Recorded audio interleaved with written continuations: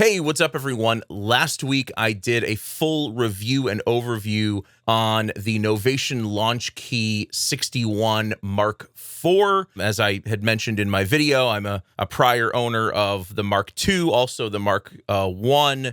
I've also owned a couple of launch pads over the years, so I'm a big Novation fan. And one of the things I absolutely love about the new Launchkey is the built-in arpeggiator. I find sometimes when I'm working with actual controls, with a physical arpeggiator, on a MIDI controller or on some other piece of hardware, I don't know, there's something about it that's a bit more creative for me, just turning knobs and finding things and playing in chords rather than just relying on a pre-recorded, set of MIDI chords and using Logic's arpeggiator. And I'm not knocking Logic's arpeggiator by any means. It's very good, actually. But I love the arpeggiator in Launchkey so much that one of the first things I wanted to do was synchronize it with my Logic projects. And that's what I'm going to show you how to do in this video. I'm going to show you how to synchronize your MIDI controller with the tempo of your Logic project so that when you play in chords or play in whatever it is you're playing with the arpeggiator, all of those arpeggiator notes are going to line up in the piano roll and they're going to sync to the tempo of your Logic project. So this should work with any Launchkey MIDI controller. It probably will work with the launch pads as well. I'm fairly certain it will. And if you have another MIDI controller that has an arpeggiator or other sort of MIDI, clock sync type of effects and controls and functions, you can do this same thing with your MIDI controller as well. So the setup is going to be the same regardless of what MIDI controller you have, just how I'm dialing in the arpeggiator on this particular MIDI controller will be unique to Launchkeys. So let's get right into this, and I'll start by giving you a quick overview of the arpeggiator on Launchkey.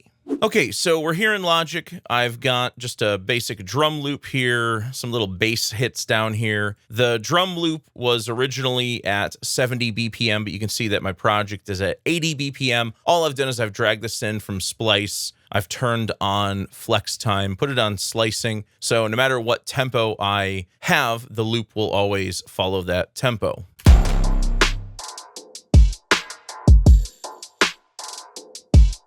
If I want to go a little faster, say like 100, I can do that. Let's go back to 80 for now. And for my instrument where I'm going to record my arpeggios, I have Massive X, but you could use literally any instrument for this. And so right now, the patch just sounds like this.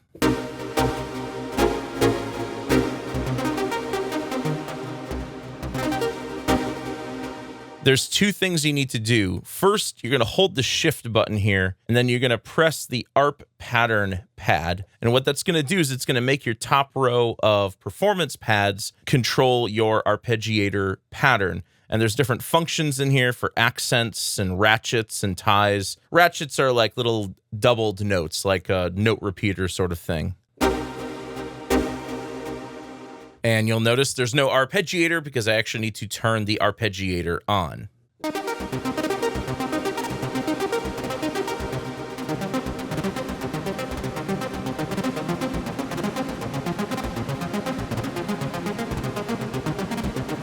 Now you'll notice that when I let go of the keys, the arpeggiation stops. A way around that is you can turn on latch mode. So you just hold shift and then turn on latch.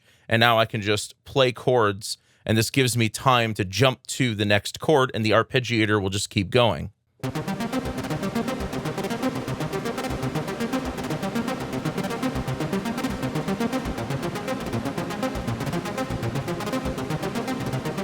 Now, when you turn on the arpeggiator, the knobs, the encoders above the performance pads, control various different parameters of the arpeggiator.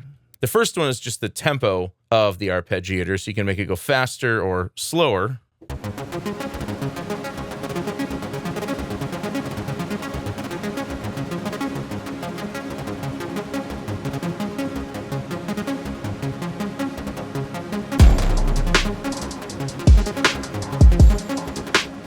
even though I set the tempo of the arpeggiator to 80, you see it doesn't really sync up with the playback of Logic, and that's because the two are not synced. The MIDI controller and Logic are not synced. So to set this up, you're going to go up to File, Project Settings, then go down to Synchronization, and then from here, you're going to go to the MIDI tab. And then under Destination here, you're going to select your device MIDI in. So I'm selecting Launchkey Mark 461 MIDI in, and then I'm going to turn on MIDI clock. So now what's going to happen is if I try to change my tempo, you'll see it still lets me change my tempo. But as soon as I press play in Logic, it's going to send a MIDI message to my MIDI controller to sync its tempo to Logic's tempo. You can see it says tempo external 80 BPM.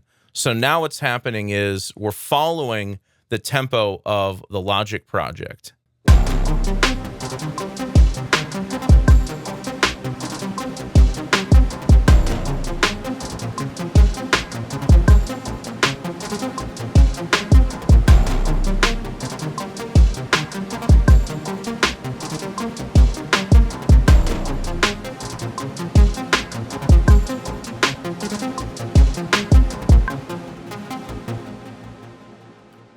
And so one extra step you just have to do there is you have to stop playback in Logic, but you also have to turn off the arpeggiator so it just doesn't keep going. But the great thing about this, if I open up this MIDI region here, you'll see that all of that MIDI data syncs up to the grid in Logic. Now you may see a couple of these where it's slightly off the grid. That's just because I had the swing. Let's turn on the arpeggiator. That's just because I had the swing turned up a little bit. So swing at 0, we're not going to have that issue. But the third knob, we can do different rates. So maybe I want 32nd notes instead of 16th notes. Let's try something else out here. Let's actually slow down the tempo even more since we're using 30 seconds. Let's go to 70, and then let's give this a shot.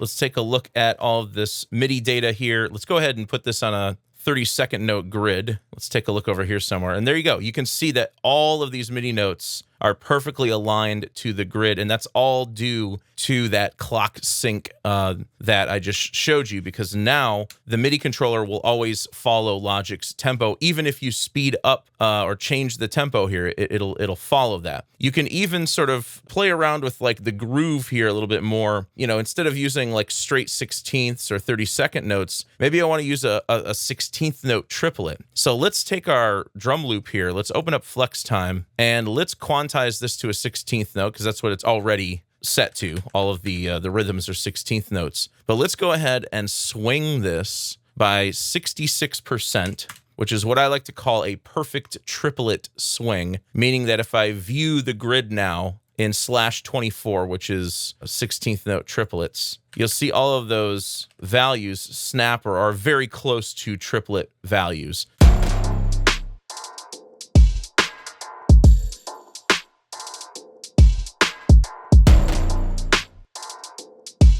So let's go back to the arpeggiator and let's make this, like I said, 16th note triplets. And one last thing I'll show you that has nothing to do with the synchronization, but I think is really cool. If you go to this knob, this is the Mutate knob, and this will add some random variation to your arpeggiation, which I think is really cool. And in fact, let's start with it down and I'll roll it up in between chords.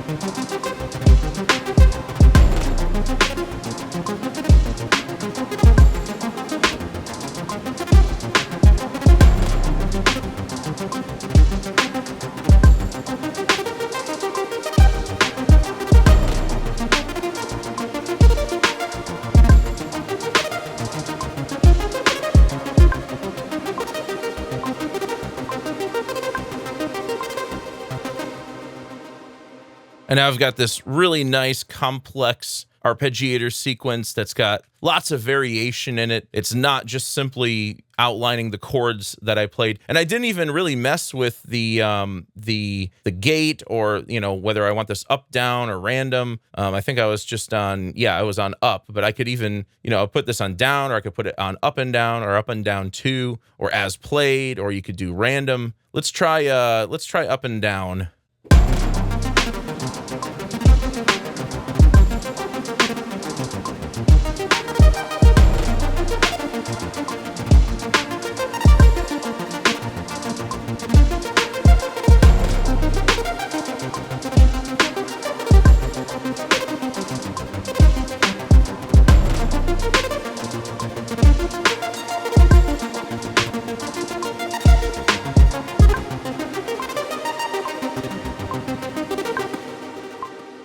And, you know, some of these functions are beyond what, you know, Logic's stock arpeggiator can do. And not only that, but it also locks in all of the arpeggiation as MIDI. So if you need to go through here and tweak a few notes or change a few notes, you can totally do that. So that's how you can synchronize the arpeggiator in the Launchkey 61 or any Launchkey to Logic Pro's tempo. I hope you guys enjoyed this video. If you did, please leave it a thumbs up and subscribe to the channel to see more content like this. As always, thank you so much for the support, and thanks for watching.